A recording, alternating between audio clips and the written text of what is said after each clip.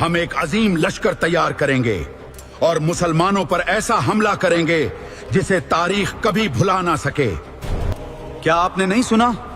वो खालिद बिन वलीद है जिसके सामने बड़ी बड़ी फौजें टुक ना सकी। खालिद बिन वलीद, नाम से जंगें नहीं जीती जाते हैं, ताकत से जीती जाती हैं।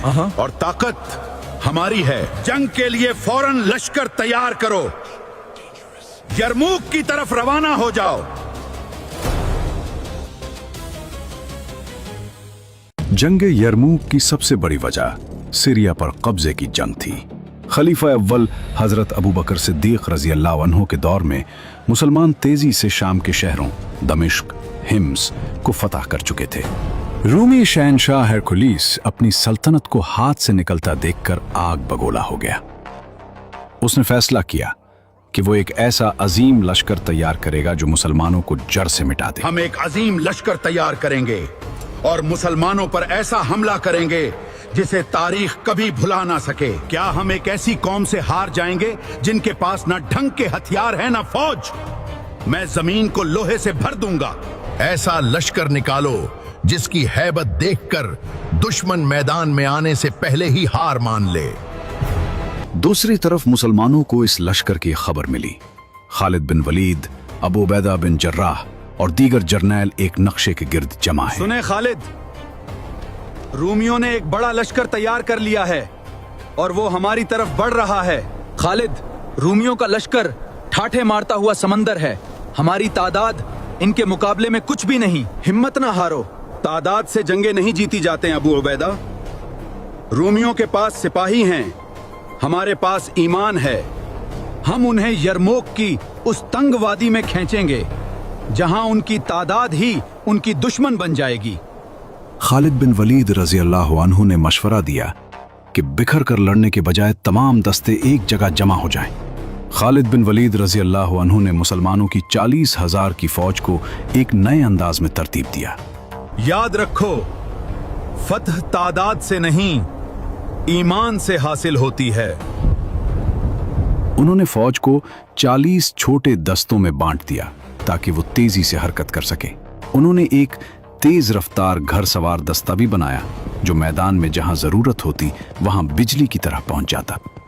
दूसरी तरफ रूमी लश्कर भी यरमूक के मैदान में पहुंच चुका था।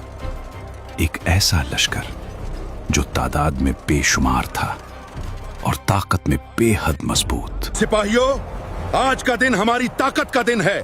दुश्मन कमजोर है और हम ताकत में बेमिसाल हैं। और अब खालिद बिन वलीद अपने लश्कर के साथ मैदान में उतर चुके थे। ए अरब, हम जानते हैं कि तुम भूख और गिरबत की वजह से यहाँ आए हो।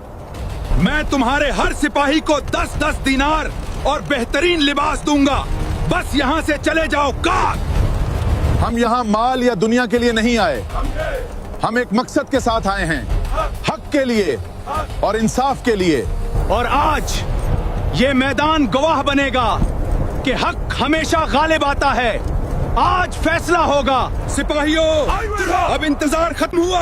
आगे बढ़ो और दुश्मन को पीछे धकेल दो। आज फतह सिर्फ हमारी होगी। पहले और दूसरे दिन में रोमियो ने अपनी भारी तादाद के जम में मुसलमानों पर जोरदार हमले किए। मुसलमानों के दाएं और बाएं बाजू पीछे हटने लगे, लेकिन मुसलमान खवातीन ने खेमों से निकलकर मर्दों को ललकारा और उन्हें दोबारा लड़ने पर मजबूर किया। कहाँ जा रहे हो? मैदान छोड़कर भागना ईमान वालों का काम नहीं। पलटो और डटकर मुकाबला करो।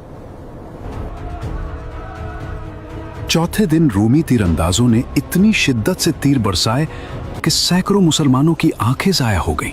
इस दिन को तारीख में यौमुत तावीर, आंखों का दिन कहा जाता है। पांचवीं दिन रोमियो ने थक कर सुलह की पेशकश की, लेकिन खालिद बिन वलीद रजी अल्लाह अन्हु जानते थे कि रोमी अब कमजोर पड़ चुके हैं। उन्होंने सुलह से इनकार कर दिया और आखिरी हमले की तैयारी शुरू की। खालिद बिन वलीद रजी अल्लाह अन्हु ने एक ऐसी चाल चली जिसने रोमियों का दिमाग घुमा दिया। उन्होंने अपने तमाम घर सवारों को एक जगह जमा किया और रोमियों के फरार का वाहिद रास्ता, एक पुल, अपने कब्जे में ले लिया।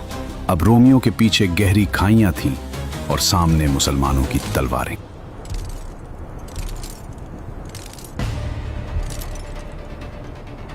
जब मुसलमानों ने आखिरी हल्ला बोला तो रूमी फौज में भगदड़ मच गई। हजारों रूमी सिपाही जंजीरों में बंधे होने की वजह से एक दूसरे के साथ खाइयों में गिरकर हलाक हो गए।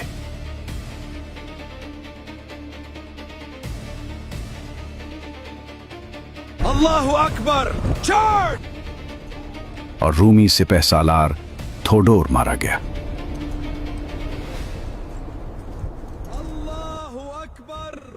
इस जंग के बाद रोमियों ने शाम की सरजमीन हमेशा के लिए छोड़ दी। ये जंग रजब 15 हिजरी 636 ईस्वी में शुरू हुई और 6 दिन तक जारी रही। जब हर्कुलस अंताकिया से भाग रहा था तो उसने पहाड़ की चोटी से शाम की तरफ देखकर कहा, अलविदा ए शाम। अब तो दुश्मन के लिए कितना बेहतरीन मुल्क बन गया है। प्यारे व्यूअर्स, जंग यरमूक हमें सिखाती है कि जब ईमान पुख्ता हो और क़यादत खालिद बिन वलीद रजी अल्लाह अन्हु जैसी हो तो 1 और 5 का तनासुब भी कोई मानी नहीं रखता। रोमियों के पास लाखों की फौज थी, मगर मुसलमानों के पास वो जज्बा था जिसे दुनिया की कोई ताकत नहीं हरा सकती थी।